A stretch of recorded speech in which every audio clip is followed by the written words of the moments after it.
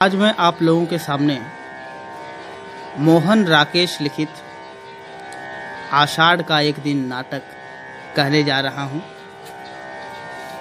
जिसके पात्र हैं अंबिका, ग्राम की वृद्धा हैं। मल्लिका उस वृद्धा की पुत्री हैं। कालिदास जो कवि के किरदार में हैं। दंतुल राजपुरुष हैं। मातुल कवि हैं। निक्षेप ग्राम पुरुष के किरदार में हैं। विलोम ग्राम पुरुष के किरदार में हैं। रंगिनी नागरी बनी है। संगिनी नागरी बनी है। अनुस्वार अधिकारी हैं। अनुनासिक अधिकारी हैं। प्रियमंजूरी राजकन्या या कवि पत्नी है। नाटक के अंक 1 में पर्दा उठते ही एक साधारण प्रकोष्ठ, दीवारें लकड़ी की हैं, परंतु निचले भाग में चिकनी मिट्टी से पोती गई है। बीच बीच में गेरू से स्वास्तिक चिन्ह बने हैं। सामने का द्वार अंधेरी ड्योढ़ी में खुलता है। उसके दोनों ओर छोटे छोटे ताक हैं, जिनमें मिट्टी के बुझे हुए दिए रखे हैं। बाईं ओर का द्वार दूसरी प्रकोष्ठ में जाने के लिए है। द्वारा खुले होने पर उस प्रकोष्ठ में बिछे तल्प का एक कोना ही दिखाई देता है। द्वारों के किवाड़ भी मिट्टी से पोते गए हैं और उन पर गेरू एवं हल्की से कमल तथा शंख बनाए गए हैं। दाईं ओर बड़ा झरोखा है, जहां से बीच बीच में बिजली कौंधती दिखाई देती है। प्रकोष्ठ में एक और चूल्हा है। आसपास मिट्टी और कांसे के बर्तन सहेज कर रखे हैं। दूसरी ओर झरोखे से कुछ हटकर 3-4 बड़े बड़े कुंभ रखे हैं, जिन पर कालिख और काई जमी है। उन्हें कुशा से ढककर ऊपर पत्थर रख दिया गया है। झरोखे से सटा एक खिड़की का आसन है, जिस पर बाग छाल बिछी है। चूल्हे के निकट 2 चौकियां हैं। उन्हीं में से एक पर बैठी अंबिका छाछ में धान फटक रही है। एक बार झरोखे की ओर देखकर वह लंबी सांस लेती है, फिर व्यस्त हो जाती है। सामने का द्वार खुलता है और मल्लिका गीले वस्त्रों में कांपती सिमटती अंदर आती है। अंबिका आंखें झुकाए व्यस्त रहती है। मल्लिका क्षण भर टिटकती है, फिर अंबिका के पास आ जाती है। मल्लिका कहती है, आषाढ़ का पहला दिन और ऐसी वर्षा माँ, ऐसी धाराशाह वर्षा। दूर दूर तक उपकाएं भीग गई और मैं भी तो भीग गई। तो देखो ना माँ, कैसी भीग गई हूँ मैं। गई थी कि दक्षिण से उड़कर आती बहुल पंक्तियों को भी देखूंगी, और देखो सब वस्त्र भिगोवाई। सूखे वस्त्र कहाँ है माँ? इस तरह खड़ी रहूंगी तो जुड़ा जाऊंगी। तुम कुछ बोलती क्यों नहीं? अंबिका क्रोध की दृष्टि से उसे देखती है। अंबिका कहती है, सूखे वस्त्र अंदर तल पर रखे हैं। मल्लिका, तुमने पहले से ही निकाल कर रख दिए माँ। तुम्हें पता था मैं भीग जाऊंगी, और मैं जानती थी तुम चिंतित होगी, परंतु माँ, मुझे भीगने का तनिक खेद नहीं। भीगती नहीं तो मैं आज वंचित रह जाती। चारों ओर धुआंरे मेघ घिर आए थे।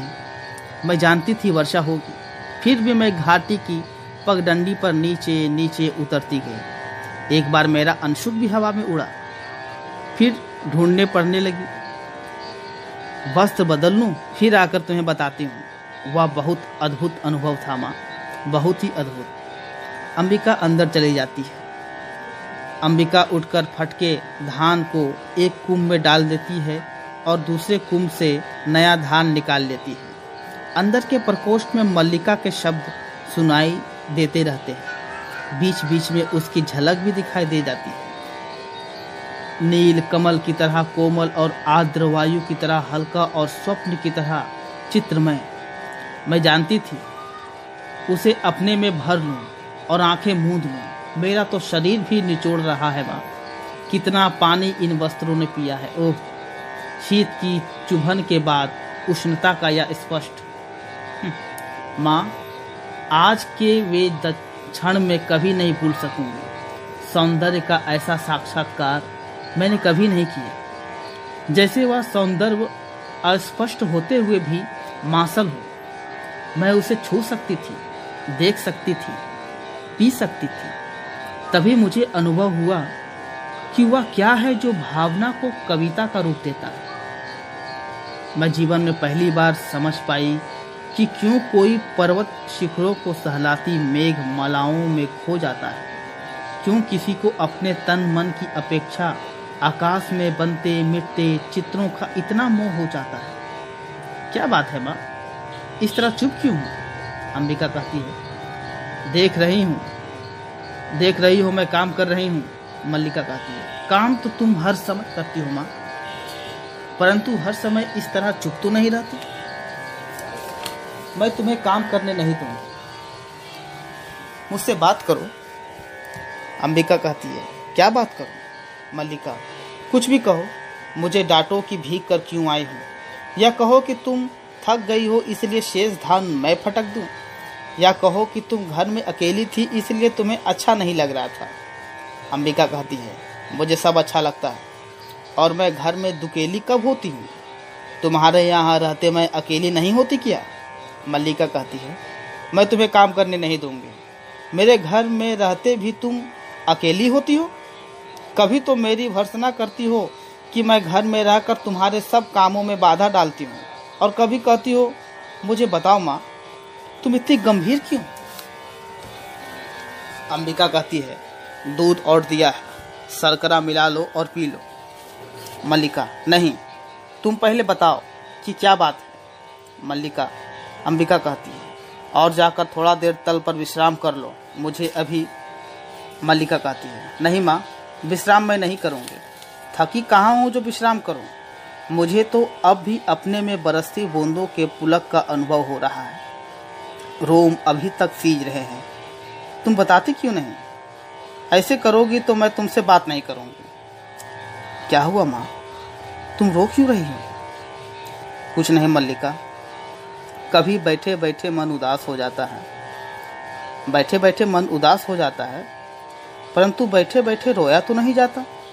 तुम्हें मेरी सौगंध माँ, जो तुमने मुझे नहीं बताया। मल्लिका कहती है, ये कौन लोग हैं माँ जो बाहर जा रहे हैं? अंबिका, संभवतः राज के कर्मचारी हैं। ये यहाँ क्या कर रहे हैं? ना जाने क्या कर रहे हैं। कभी वर्षों में ये आकृतियाँ यहाँ दिखाई देती हैं, और जब भी दिखाई देती है कोई ना कोई अनिष्ट होता है। कभी युद्ध की सूचना आती है, कभी महामारी की। पिछली महामारी में जब तुम्हारे पिता की मृत्यु हुई, तब मैंने ये आकृतियाँ यहाँ देखी थी। मल्लिका कहती है, परंतु आज ये लोग यहाँ किस लिए आए हैं? अंबिका, ना जाने किस लिए आए हैं। माँ, तुमने बात नहीं बताई। अंबिका कहती है, अग्निमित्र आज लौट आया है। मल्लिका, लौट आया है? कहाँ से लौट आया है? जहाँ मैंने उसे भेजा था। तुमने भेजा था?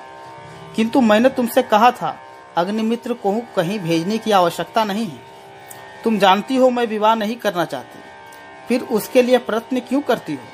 तुम समझती हो मैं निरर्थक प्रलाप करती हूँ। अंबिका कहती है, मैं देख रही हूँ, तुम्हारी बात ही सच होने जा रही है।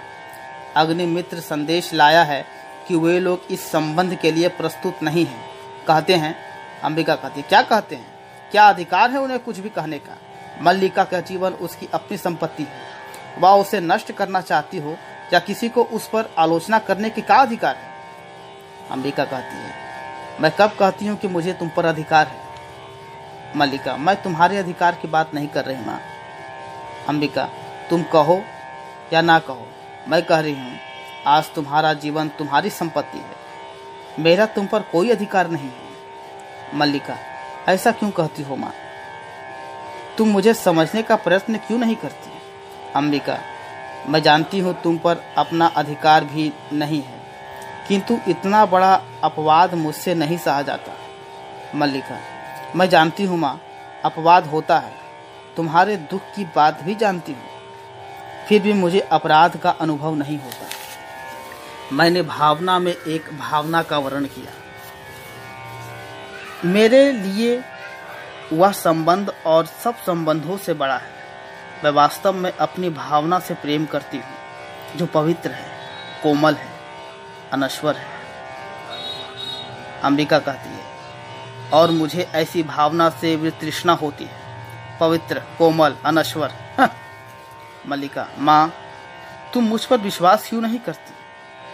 तुम जिसे भावना कहती हो वह केवल छलना और आत्म प्रचलना है। भावना से भावना का वर्णन किया है। मैं पूछती हूँ, भावना में भावना का वर्णन क्या होता है? इससे जीवन की आवश्यकताएं किस तरह पूरी होती है? भावना में भावना का वर्णन। मल्लिका कहती है, जीवन की स्थूल आवश्यकताएं ही तो सब कुछ नहीं होती माँ, उसके अतिरिक्त भी तो बहुत कुछ होता है। अंबिका, होगा, मैं नहीं जानती। मल्लिका, सच तो यह है माँ कि ग्राम के अन्य व्यक्तियों की तरह तुम भी उन्हें संदेह की वितृष्णा की दृष्टि से देखती हो। अंबिका कहती है, ग्राम के अन्य व्यक्ति उतना नहीं जानते जितना मैं उसे जानती हूँ। मैं उससे घृणा करती हूँ। माँ, अंबिका कहती है, अन्य लोगों को उससे क्या प्रयोजन है, परंतु मुझे है। उसके प्रभाव से मेरा घर नष्ट हो रहा है। मल्लिका कहती है, कठोर ठहरो माँ, तुम चल क्यों दी? अंबिका कहती है, माँ का जीवन भावना नहीं, कर्म है। उसे घर में बहुत कुछ करना होता है। चली जाती है। कालिदास एक हरिण शावक को बाहों में लिए पुचकारता हुआ आता है। हरिण शावक के शरीर से लहू टपक रहा है। कालिदास कहता है, हम जिएंगे हरिण शावक, जिएंगे ना? एक बाण से आहत होकर हम प्राण नहीं देंगे। हमारा शरीर कोमल है तो क्या हुआ, हम पीड़ा सह सकते हैं। एक बाण प्राण ले सकता है तो अंगुलियों का कोमल स्पष्ट प्राण दे भी सकता है। हमें नए प्राण मिल जाएंगे। हम कोमल आस्तरण पर विश्राम करेंगे। हमारे अंगों पर घृत का लेप होगा। कल हम फिर वनस्थली में घूमेंगे, कोमल दूल्हा खाएंगे ना? मल्लिका अपने को सहेज कर द्वार की ओर जाती है। मल्लिका कहती है, यह आहत हरिण शावक, यहाँ ऐसा कौन व्यक्ति है जिसने इसे आहत किया? क्या दक्षिण की तरह यहाँ भी? कालिदास कहते हैं, आज ग्राम प्रदेश में कई नई आकृतियां देख रहा हूँ। झरोखे के पास जाकर आसन पर बैठ जाता है। राज्य के कुछ कर्मचारी आए हैं। हम सोएंगे। हाँ, हम थोड़ी देर यहाँ लंबी नींद सोएंगे। तुम घबराओ नहीं हरिण शावक, तुम ठीक हो जाओगे। मल्लिका, थोड़ा दूध हो तो किसी भाजन में ले आओ। मल्लिका कहती है, माँ ने दूध औटा कर रखा है, देखती हूँ। अभी अभी 2-3 राजकर्मी को हमने घोड़े पर जाते देखा। माँ कहती है, जब भी ये लोग आते हैं कोई ना कोई अनिष्ट होता है। वर्षा के रोमांच के बाद मुझे यह सब कुछ विचित्र लग रहा है। माँ आज बहुत रुष्ट है। कालिदास हरिण शावक को बाहों में झुलाने लगता है। कालिदास कहता है, हम पहले से सुखी हो जाएंगे हरिण शावक। हमारी पीड़ा धीरे धीरे दूर हो जाएगी।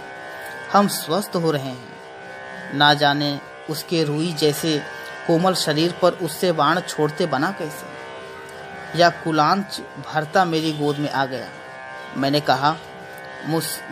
कहा तुझे मैं वहाँ ले चलता हूँ जहाँ तुझे अपनी माँ की सी आँखें और उसका शाही स्नेह मिलेगा। मल्लिका की ओर देखता है। मल्लिका दूध लिए पास आ जाती है। मल्लिका कहती है, सच माँ आज बहुत रुष्ट है। माँ को अनुमान हो गया होगा कि वर्षा में मैं तुम्हारे साथ थी, नहीं तो मैं या इस तरह भीग कर नहीं आती। माँ को अपवाद की बहुत चिंता रहती है। कालिदास कहते हैं, दूध मुझे दे दो और इसे बाहों में ले लो। हम दूध पिएंगे हरिण शावक। नहीं, हम ऐसी हट नहीं करेंगे। हम दूध पिएंगे। हाँ ऐसे, हाँ। दंतुल बढ़कर उसके निकट आता है। दंतुल, दूध पिलाकर इसके मांस को और कोमल कर देना चाहते हो? कालिदास और मल्लिका चौंक कर उसे देखने लगते हैं। मल्लिका हरिण शावक को लिए थोड़ा पीछे हट जाती है।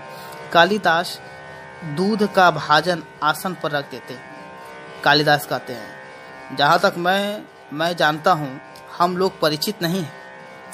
तुम्हारा एक अपरिचित घर में आने का साहस कैसे हुआ? दंतुल एक बार मल्लिका की ओर देखता है, फिर कालिदास की ओर देखता है। दंतुल कहता है, कैसी आकस्मिक बात है कि ऐसा ही प्रश्न मैं तुमसे पूछने वाला था।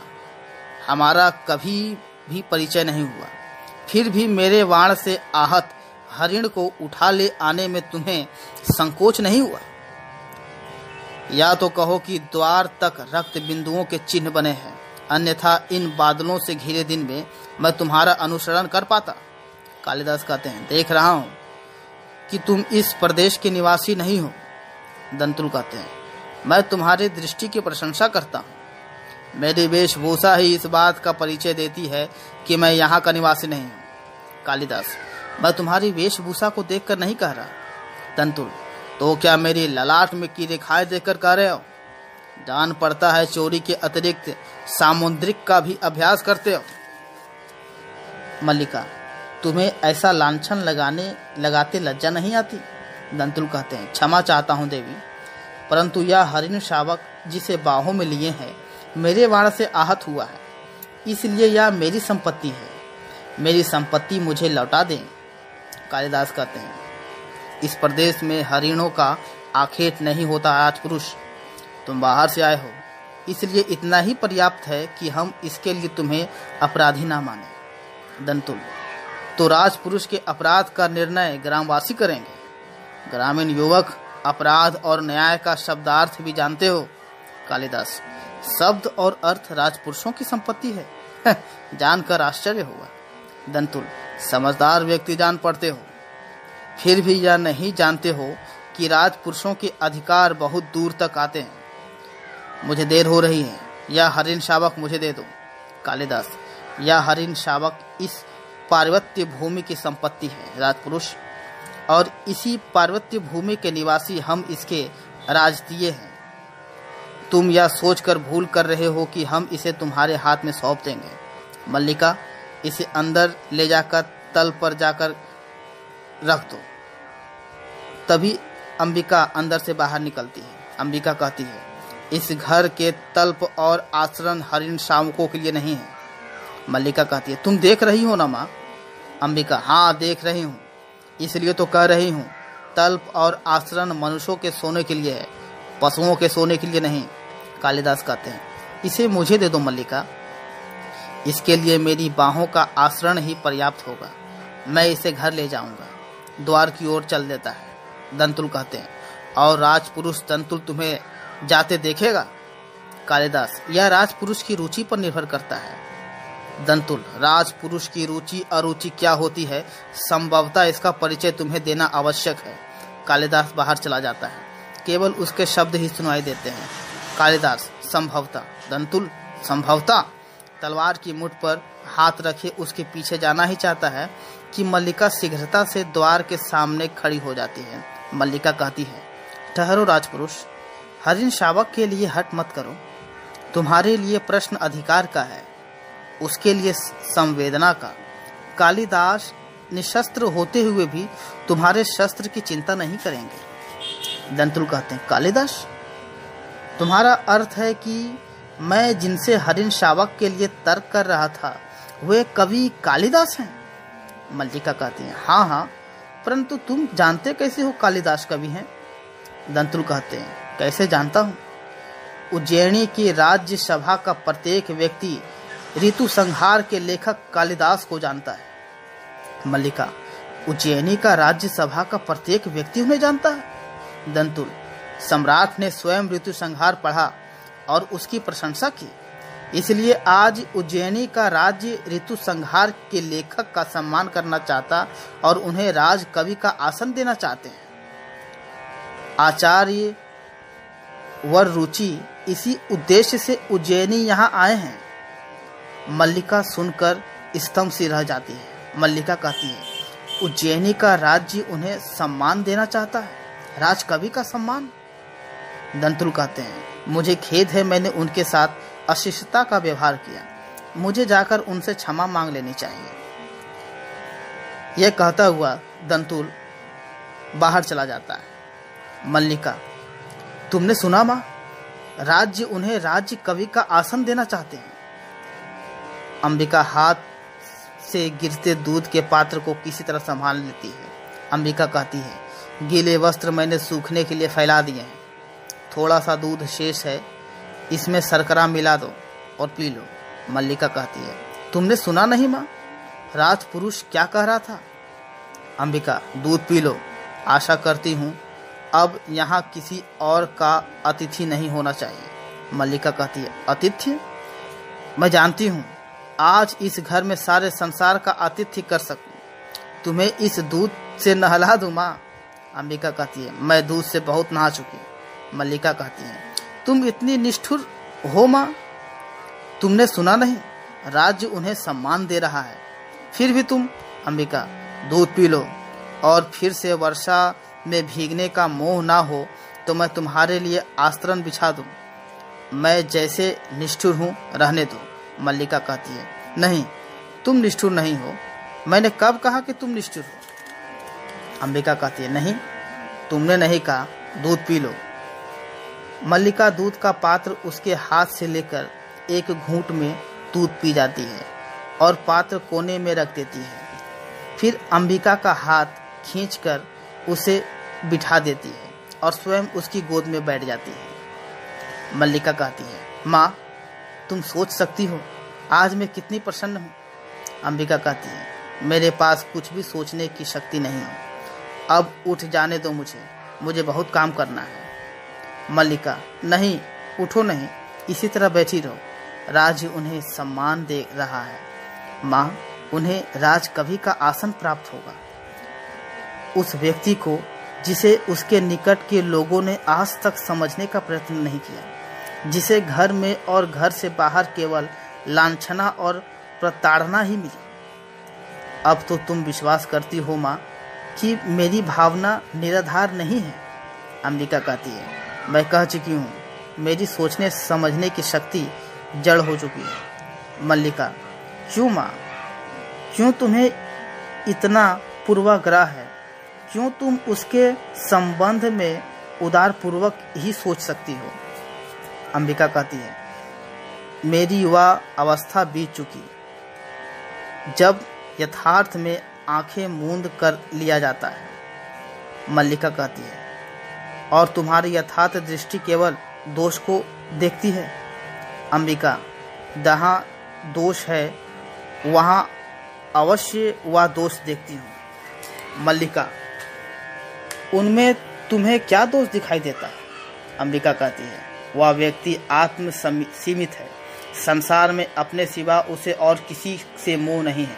मल्लिका कहती है, इसलिए कि वे मातुल की गौएं ना हाँक कर बादलों में खोए रहते हैं। अंबिका कहती है, मुझे मातुल से और उसकी गौओं से प्रयोजन नहीं है, मैं केवल अपने घर को देख रही हूँ। मल्लिका कहती है, बैठ जा माँ, उठ क्यों रही हो। अंबिका को हाथ से पकड़कर झरोखे के पास आसन पर बैठा लेती है। मैं तुम्हारी बात समझना चाहती हूँ। अंबिका कहती है, मैं भी चाहती हूँ कि तुम आज समझ लो। तुम कहती हो तुम्हारा उससे भावना का संबंध है, वह भावना क्या है। मल्लिका कहती है, मैं उसे कोई नाम नहीं दे सकती। अंबिका कहती है, परंतु लोग उसे नाम देते हैं। यदि वास्तव में उसका तुमसे भावना का संबंध है तो वह क्यों तुमसे विवाह नहीं करना चाहता। मल्लिका कहती है, तुम उसके प्रति सदा अनुदार रही हो माँ, तुम जानती हो उनका जीवन परिस्थितियों से कैसी विडंबना में बीता है। मातुल के घर में उसकी क्या दशा रही है। उस साधनहीन और अभावग्रस्त जीवन में विवाह की कल्पना ही कैसी की जा सकती है। अंबिका कहती है, और अब जब उसका जीवन साधनहीन और अभावग्रस्त नहीं रहेगा, किसी संबंध से बचने के लिए अभाव जितना बड़ा कारण होता है, अभाव की पूर्ति उससे बड़ा कारण बन जाता है। मल्लिका कहती है, यह तुम्हारी नहीं विलोम की भाषा है माँ। अंबिका, मैं ऐसे व्यक्ति को अच्छी तरह समझती हूँ। तुम्हारे साथ उसका उतना ही संबंध है कि तुम एक उपादान हो। उसके आश्रम में वह अपने में प्रेम कर सकता है, अपने पर गर्व कर सकता है, परंतु क्या सजीव व्यक्ति नहीं हो? तुम्हारे प्रति उसका तुम्हारा कोई कर्तव्य नहीं है। कल तुम्हारी माँ का शरीर नहीं रहेगा और घर में एक समय के भोजन की व्यवस्था भी नहीं होगी। तो जो प्रश्न तुम्हारे सामने उपस्थित होगा उसका तुम क्या उत्तर दोगे? तुम्हारी भावना उस प्रश्न का समाधान कर देगी।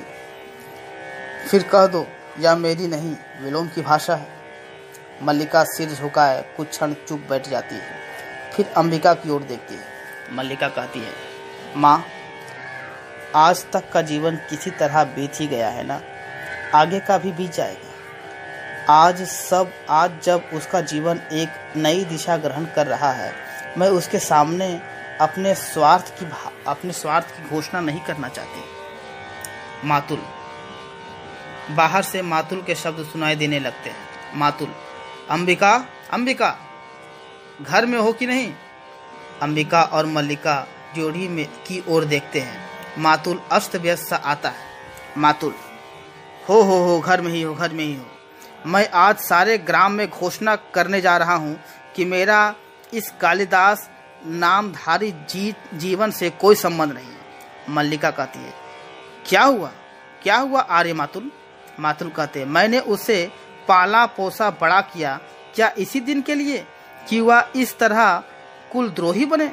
मल्लिका कहती है, परंतु उन्हें तो सुना है कि राज्य की ओर से सम्मानित किया जा रहा है। उज्जैनी से कोई आचार्य आए हैं। मातुल कहते हैं, यही तो कह रहा हूँ, उज्जैनी से कोई आचार्य आए हैं। मल्लिका, परंतु आप तो कह रहे हैं कि। मातुल, मैं ठीक कह रहा हूँ, आचार्य कल ही उसे अपने साथ उज्जैनी ले जा। मातुल, मैं ठीक कह रहा हूँ, आचार्य कल ही उसे अपने साथ उज्जैनी ले जाना चाहते हैं।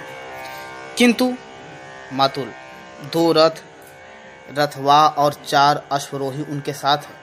मैं तुमसे नहीं कहता था अंबिका कि हमारे प्रति माह के एक दौहित्र का पुत्र गुप्त राज्य की ओर से शकों से युद्ध कर चुका है। अंबिका कहती है, तुम अपने भगने की बात कर रहे हो? मातुल, उसी की बात कर रहा हूँ अंबिका। तुम समझो कि एक तरह से राज्य की ओर से हमारे वंश का सम्मान किया जा रहा है और वे वंशातंस कहते हैं। मुझे यह सम्मान नहीं चाहिए। मैं राजकीय मुद्राओं से कृत होने के लिए नहीं हूँ। मल्लिका कहती है, वे राजकीय सम्मान को स्वीकार नहीं करना चाहते। मातुल कहते हैं, मेरी समझ में नहीं आता कि इसमें क्रय विक्रय की बात क्या है।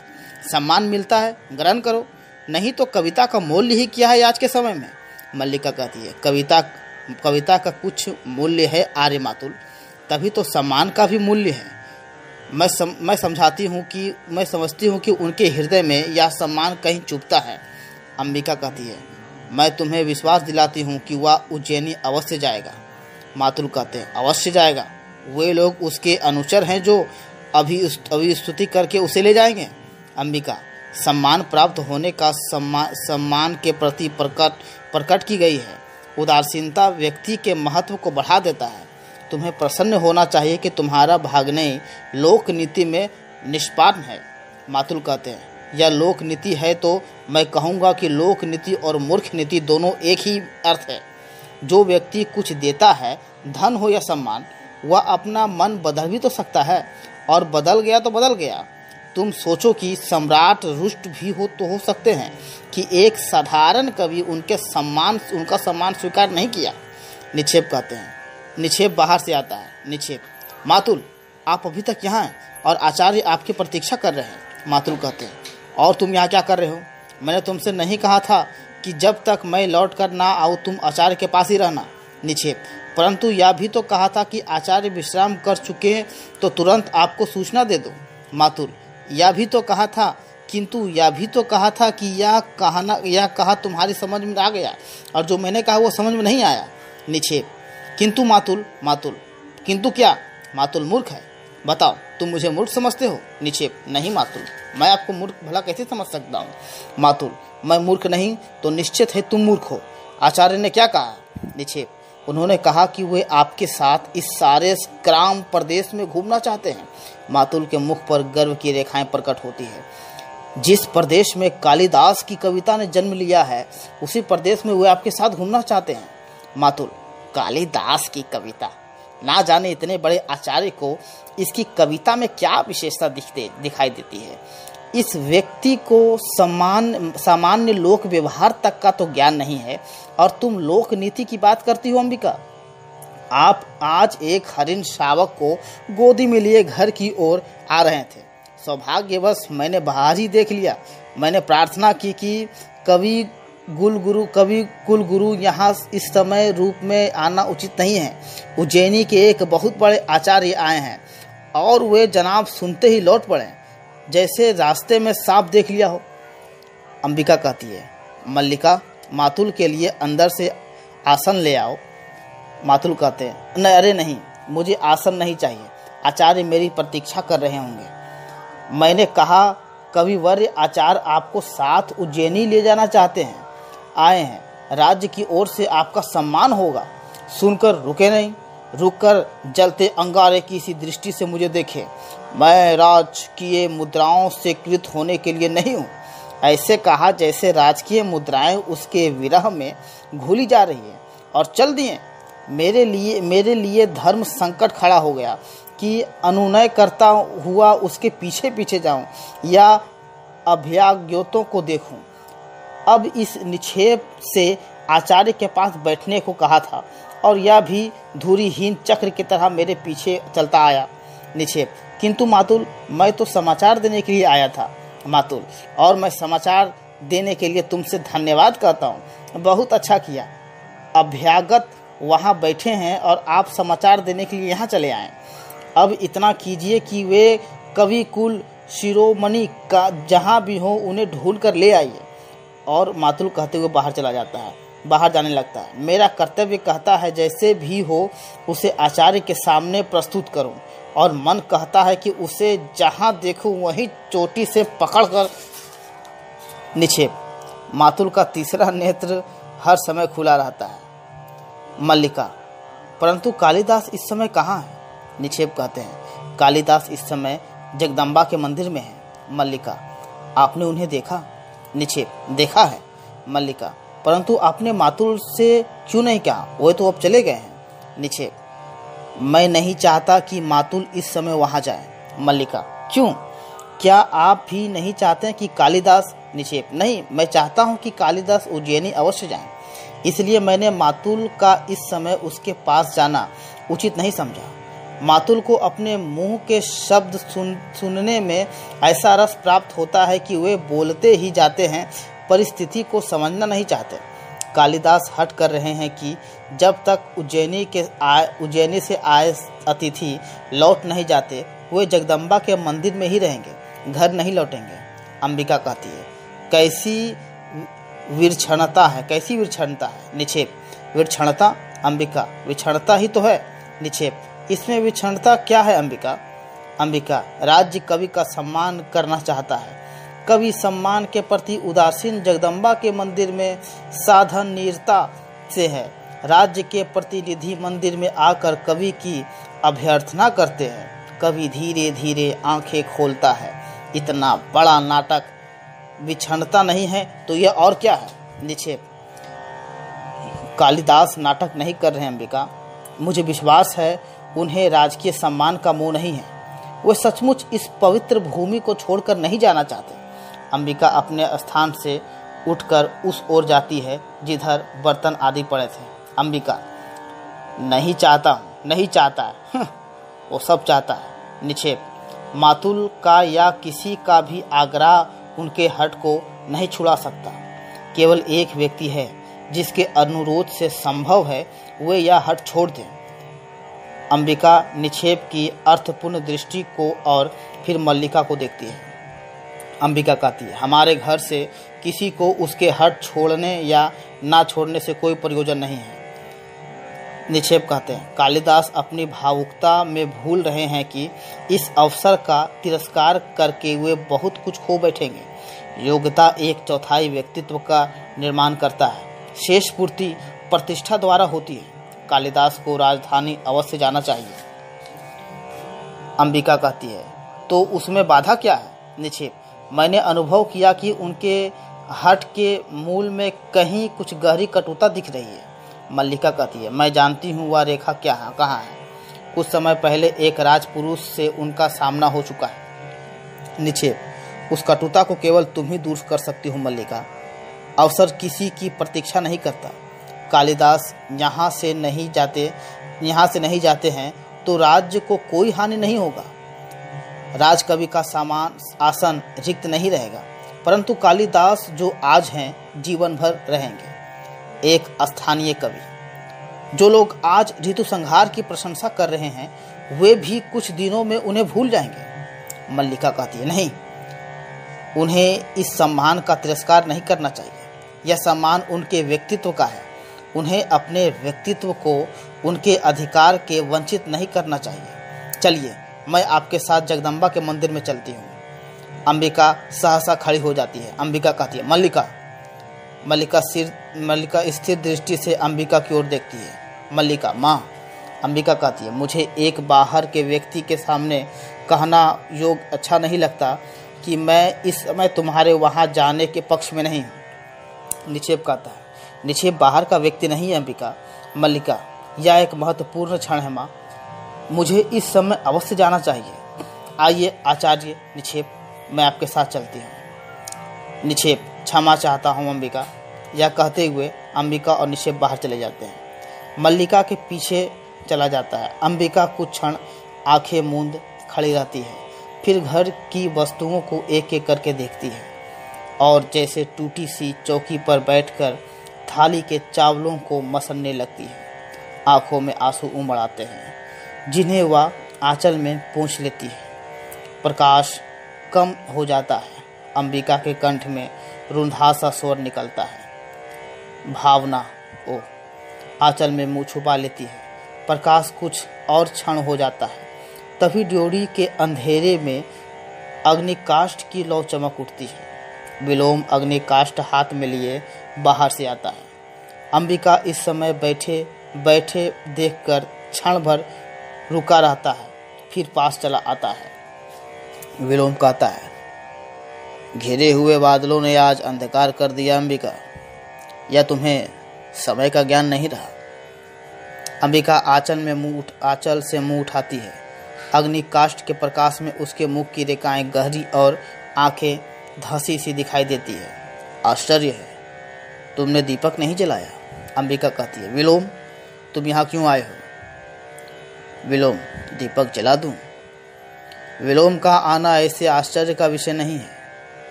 अंबिका, चले जाओ विलोम, तुम जानते हो कि तुम्हारा यहाँ आना मल्लिका को सहा नहीं जाएगा, है ना? जानता हूँ अंबिका। मल्लिका बहुत भोली है। वह लोक जीवन के संबंध में कुछ नहीं जानती। वह नहीं चाहती कि मैं इस घर में आऊं, क्योंकि कालिदास नहीं चाहता। और कालिदास क्यों नहीं चाहता? क्योंकि मेरी आंखों में उसे अपने हृदय का सत्य झांकता दिखाई देता है। उसे उलझन होती है। किंतु तुम तो जानती हो अंबिका, मेरा एकमात्र दोष यह है कि मैं जो अनुभव करता हूँ स्पष्ट कर देता हूँ। अंबिका कहती है, मैं इस समय तुम्हारे दोष अदोष का विवेचन नहीं चाहती। विलोम कहता है, देख रहा हूँ इस समय तुम बहुत दुखी हो। और तुम दुखी कब नहीं रही हो अंबिका? तुम्हारा तो जीवन ही पीड़ा का इतिहास है।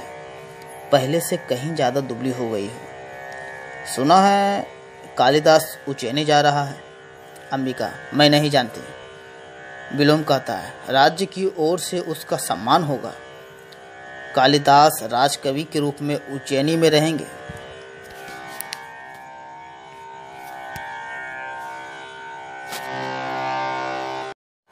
विलोम कहता है, राज्य की ओर से उसका सम्मान होगा। कालिदास राजकवि के रूप में उज्जैनी में रहेगा।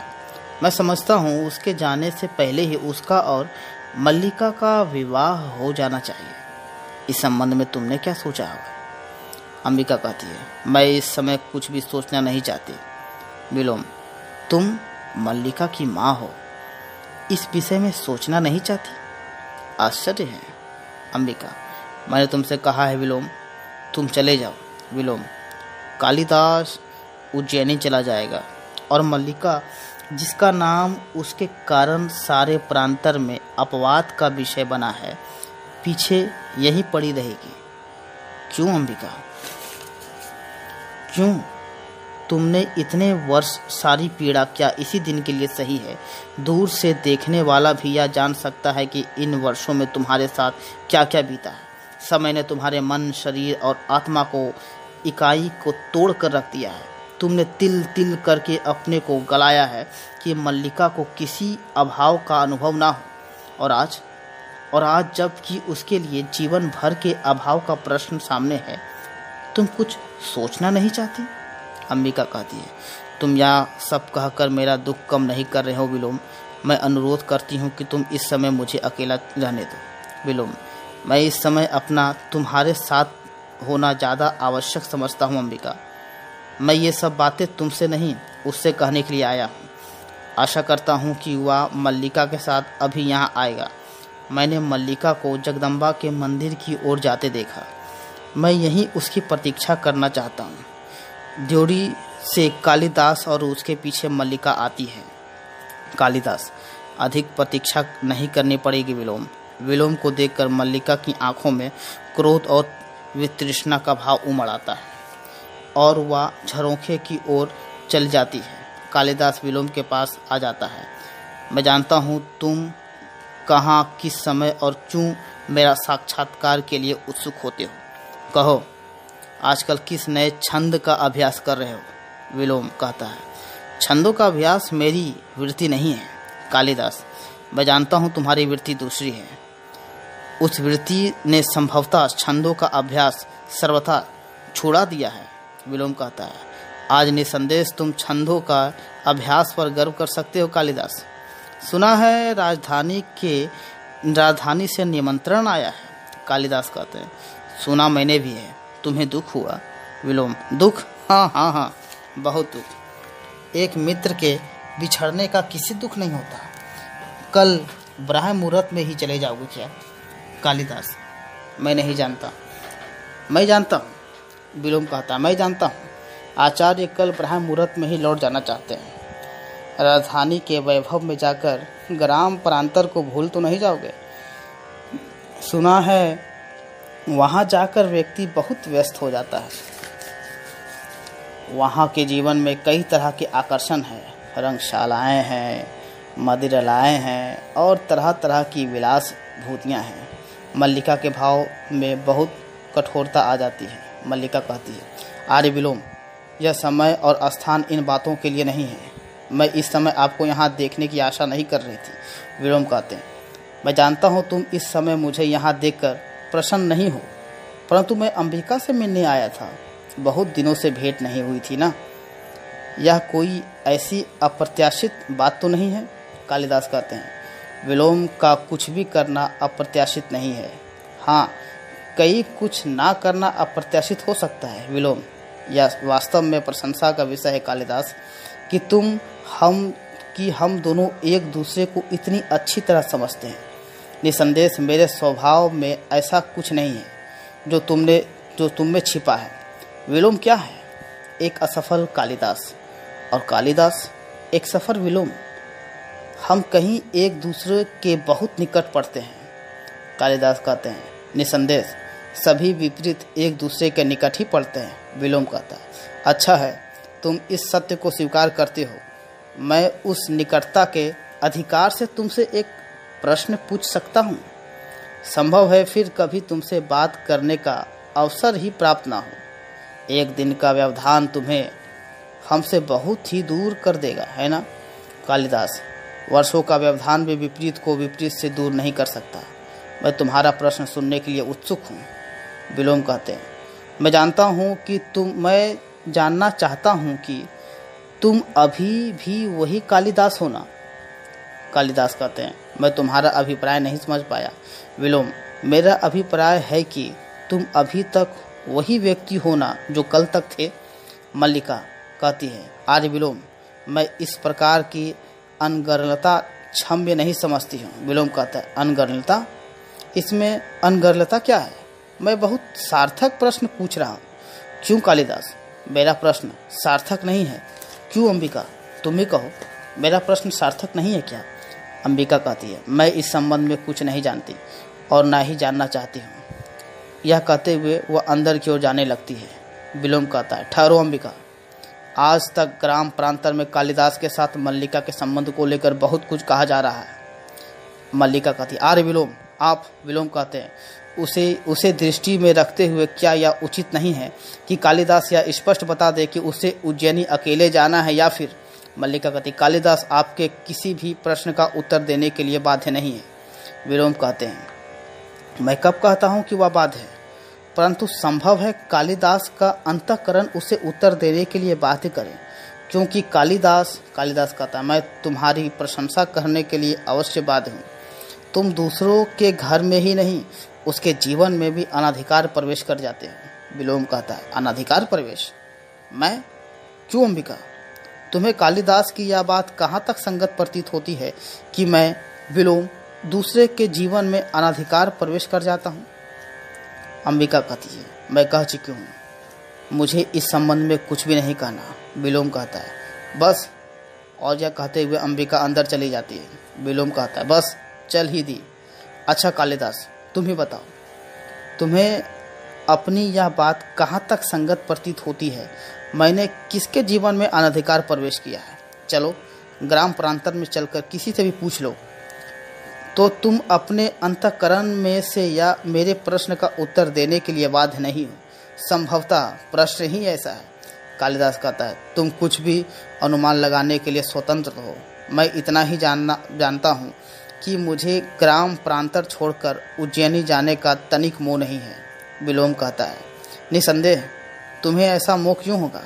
साधारण व्यक्ति को हो सकता है, तुम्हें क्यों होगा? परंतु मैं केवल इतना जानना चाहता हूँ कि यदि ऐसा हो, क्षण भर के लिए स्वीकार किया जाए कि तुम जाने का निश्चय कर लो, तो उस स्थिति में क्या यह उचित नहीं कि अंबिका उसके और कालिदास के बीच में आ जाती है। अग्निकाष्ठ का प्रकाश उसके मुंह पर पड़ने लगता है। मल्लिका, आर्य विलोम, आप अपनी सीमा से आगे बढ़ रहे हैं। मैं बच्ची नहीं रही, अपना भला बुरा सब समझ सकती हूँ। आप संभवतः यह अनुभव नहीं कर रहे कि आप यहाँ इस समय एक अनचाहे अतिथि के रूप में उपस्थित है। विलोम कहता है, यह अनुभव करने की मैंने आवश्यकता नहीं समझी। तुम मुझसे घृणा करती हो, मैं जानता हूँ, परंतु मैं तुमसे घृणा नहीं करता। मेरे यहाँ होने के लिए इतना ही पर्याप्त है। अग्निकाष्ठ का प्रकाश फिर कालिदास के चेहरे पर पड़ता है। और एक बात कालिदास से भी करना चाहता हूँ। तुम कालिदास के बहुत निकट हो, परंतु मैं कालिदास से तुमसे अधिक जानता हूँ। तुम्हारी यात्रा शुभ हो कालिदास। तुम जानते हो विलोम तुम्हारा ही शुभचिंतक है। कालिदास कहता है, यह मुझसे अधिक कौन जान सकता है। विलोम के कंठ से तिरस्कार पूर्ण स्वर निकलता है और वह मल्लिका की ओर देखता है। विलोम कहता है, अनचाहा अतिथि संभवतः फिर भी कभी आ पहुँचे, तब तक के लिए क्षमा चाहता हूँ। व्यंग के साथ मुस्कुराता चला जाता है। कालिदास क्षण भर मल्लिका की ओर देखता रहता है, फिर झरोखे के पास चला जाता है। मल्लिका फिर उदास हो गए।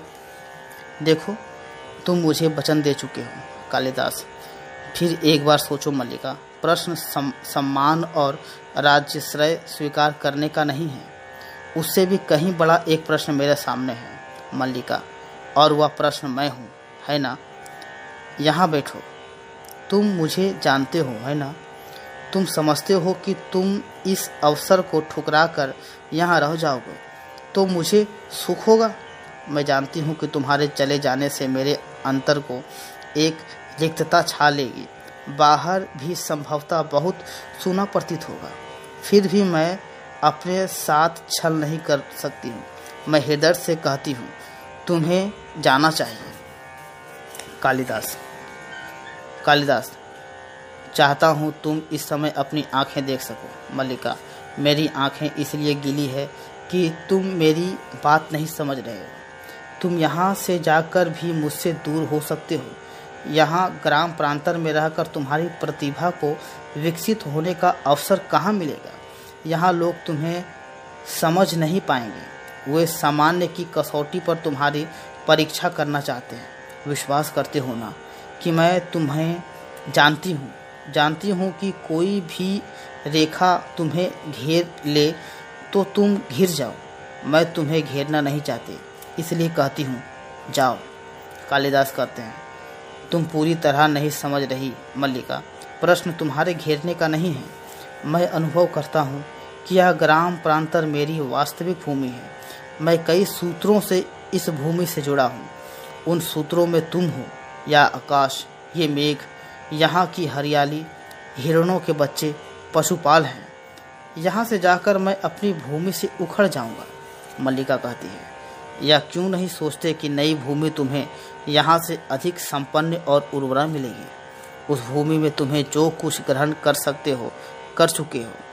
तुम्हें अब नई भूमि की आवश्यकता है जो तुम्हारे व्यक्तित्व को अधिक पूर्ण बना देगा। कालिदास, नई भूमि सुखा भी तो सकती है। मल्लिका, कोई भूमि ऐसी नहीं जिसके अंदर कोमलता ना हो। तुम्हारी प्रतिभा उस कोमलता का स्पष्ट अवश्य पालेगी। कालिदास, और उस जीवन की अपनी अपेक्षाएं भी होगी। मल्लिका, यह क्यों आवश्यक है कि तुम उन अपेक्षाओं का पालन करो। तुम दूसरों के लिए नई अपेक्षाओं की दृष्टि कर सकते हो। कालिदास, फिर भी कई आशंकाएं उठती हैं। मुझे हृदय में उत्साह का अनुभव नहीं होता। मल्लिका, मेरी ओर देखो। कालिदास कुछ क्षण उसकी आंखों में देखता रहता है। अब भी तुम्हें उत्साह का अनुभव नहीं होता। विश्वास करो, तुम यहाँ से जाकर भी यहाँ से अलग नहीं हो पाओगे। यहाँ की वायु, वहाँ के मेघ और यहाँ के हरिण, इन सबको तुम साथ ले जाओगे और मैं भी तुमसे दूर नहीं हो पाऊंगी। जब भी तुम्हारे निकट होना चाहूँगी, पर्वत शिखर पर चली जाऊंगी और उड़कर आते मेघों से घिरे बादल को देखूंगी। लगता है फिर वर्षा होगी। यूं भी बहुत अंधेरा हो गया है। आचार्य तुम्हारी प्रतीक्षा कर रहे होंगे। कालिदास, मुझे जाने के लिए कह रही हो। मल्लिका, हाँ, देखना, मैं तुम्हारे पीछे प्रसन्न रहूंगी। बहुत घूमूंगी और हर संध्या को जगदम्बा के मंदिर में सूर्यास्त देखने जाया करूंगी। कालिदास, इसका अर्थ है तुमसे विदा लूं। मल्लिका कहती है, नहीं, विदा तुम्हें नहीं दूंगी। जा रहे हो इसलिए केवल प्रार्थना करूंगी कि तुम्हारा पथ प्रस्त हो। जाओ, अब चले जाओ।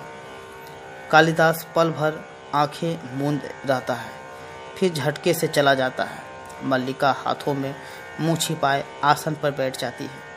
तीव्र मेघ गर्जन सुनाई देता है और साथ वर्षा का शब्द सुनाई देने लगता है। मल्लिका अपने को रोकने का प्रयत्न करती है, फिर भी सिसक उठती है। अंबिका अंदर से बाहर उसके सिर पर हाथ रख देती है और उसका मुंह ऊपर उठा लेती है। अंबिका, मल्लिका आसन से उठ खड़ी होती है और झरोखे के पास जाकर उससे सिर टिका लेती है। अंबिका कहती है, तुम स्वस्थ नहीं हो मल्लिका, चलो अंदर चलकर विश्राम कर लो। मल्लिका कहती है, मुझे यहीं रहने दो माँ, मैं अस्वस्थ नहीं हूँ। देखो माँ, चारों ओर कितने गहरे मेघ गर्जन घिरे हैं। कल ये मेघ उज्जैनी की ओर उड़ जाएंगे। अंबिका, रो मत मल्लिका। मल्लिका कहती है, मैं रो नहीं रही हूँ माँ, मेरी आँखों से तो बरस रहा है वह सुख के आंसू हैं। यह सुख के आंसू है माँ, यह सुख के आंसू हैं। भाग अंक 1 समाप्त।